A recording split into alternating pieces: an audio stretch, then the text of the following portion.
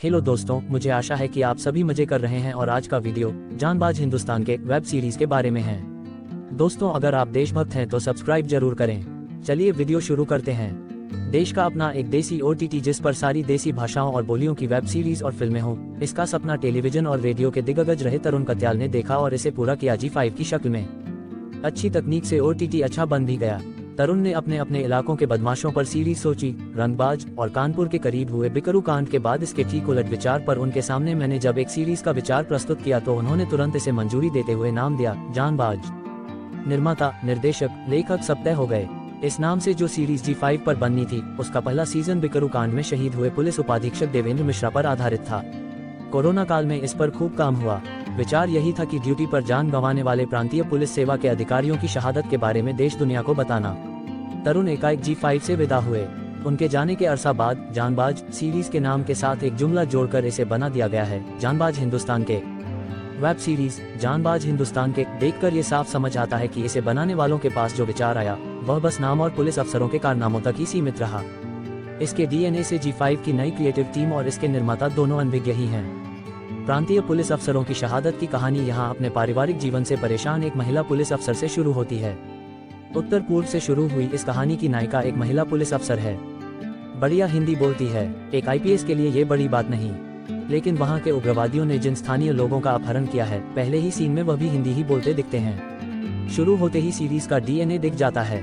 G5 की creative head Nimisha Pandey ने इस सीरीज को बनने के बाद देखा या नहीं ये तो पता नहीं, लेकिन सीरीज हेड देविका शिवदासानी ने भी कुछ खास ध्यान इसकी मेकिंग पर दिया नहीं है। पुलिस की वर्दी में कंधों पर सितारे न सजे हों समझ आता है, लेकिन पुलिस कहाँ की है अगर ये बताने के लिए पीतल के बैज भी न दिखे तो गड़बड़ लगती है। कहानी के मुताबिक वेब सीरीज जानबाज हिंदुस्तान के की कहानी मेघालय से शुरू होती है। महिला पुलिस अफसर अपनी मां और बेटे के साथ रहती है। पति से उसका झगड़ा चल रहा है। बिल्कुल फॉर्मेट वाला किरदार। कम ही होता है हिंदी फिल्मों और वेब सीरीज में कि कहानी का नायक पुलिस अफसर हो और उसका पारिवारिक जीवन भी सामान्य चल रहा हो। यहाँ मामला तलाक तक जा पहुँचा है। कहानी आगे बढ़ती है। महिला पुलिस अफसर को नई महिला बॉस मिलती है।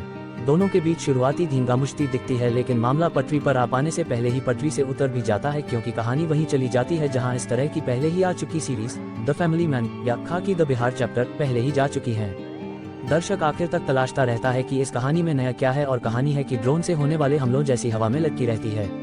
पुलिस आतंकवादियों के पीछे है। आतंकवादी अपनी धुन में है। अंत क्या होगा सबको पता है। G5 की इस साल की शुरुआत फिल्म छतरीवाली के जरिए अच्छी हुई, लेकिन अगले ही हफ्ते में मामला फिर से 2 साल पीछे पहुंच गया है। फिल्मों के मामले इस OTT की छवि ऐसी बन चुकी है कि जो माल कहीं न बिके वह G5 पर बिक ही जाता है। ऐसा ही कुछ वेब सीरीज के मामले में भी होता दिखने लगा है। एक मुखबिर सीरीज को छोड़ दे तो हाल के दिनों में इस OTT पर कुछ खास देखने को मिला नहीं है। वेब सीरीज जानबाज हिंदुस्तान के एक घिसी पिटी कहानी है जिसके संवाद और भी पिटे हुए हैं। निर्देशक श्रीजित मुखर्जी हैं। हिंदी से लड़ाई भी है और हिंदी में ही कदम जमाने की कोशिश भी।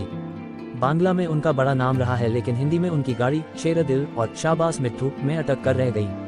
नेटफ्लिक्स की फिल्मावली रेक की 2 कहानियां भी उन्होंने निर्देशित की। उनका असर भी कुछ खास हुआ नहीं।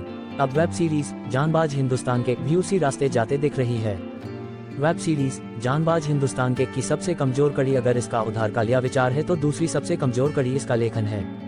और वह ऐसा है कि अगर इसका 2 मिनट 4 सेकंड का ट्रेलर आप देखना शुरू करें तो शायद उसे भी बीच में ही छोड़ दें। ऐसी सीरीज के 8 एपिसोड देखना भी अपने आप में एक चुनौती है। सीरीज की कास्टिंग दमदार नहीं है। रॉकेट बॉयज में अपने अभिनय से दर्शकों के दिल जीतने वाली रेजिना एक पुलिस अफसर के रोल में पूरी तरह निष्प्रभावी हैं। आतंकवादी बने सुमित व्यास इतना ज्यादा और इतनी जल्दी OTT पर दिखने लगे हैं कि उनका आभामंडल ही निस्तेज हो चला है। मीता वशिष्ठ हिंदी सिनेमा की काबिल अभिनेत्री रही हैं, लेकिन एक दिशाहीन निर्देशक ने उनसे भी संवाद कुछ इस तरह बुलवाए हैं कि उनका अभिनय दोयम दर्जे का लगने लगता है। कोई अभिनेता इस सीरीज में अगर दर्शकों को थोड़ा बहुत प्रभावित करने में सफल रहा है तो वह है चंदन रॉय, और उसके बाद गायत्री शंकर का नाम लिया जा सकता है। तकनीकी रूप से फिल्म बहुत ही खराब बनी है। सिनेमेटोग्राफी, संपादन और बैकग्राउंड म्यूजिक सब बहुत चलता है, और यूं लगता है कि सीरीज को बस एक बैठे ठाले मिल गए विचार को पर्दे पर उतारने के लिए बना दिया गया है। अगर आपने यह वीडियो अंत तक देखा है इसका मतलब है कि आपको यह वीडियो पसंद आई है। धन्यवाद दोस्तों। अगर आपको इसी तरह की खबर और चाहिए तो चैनल सब्सक्राइब करना ना भूले।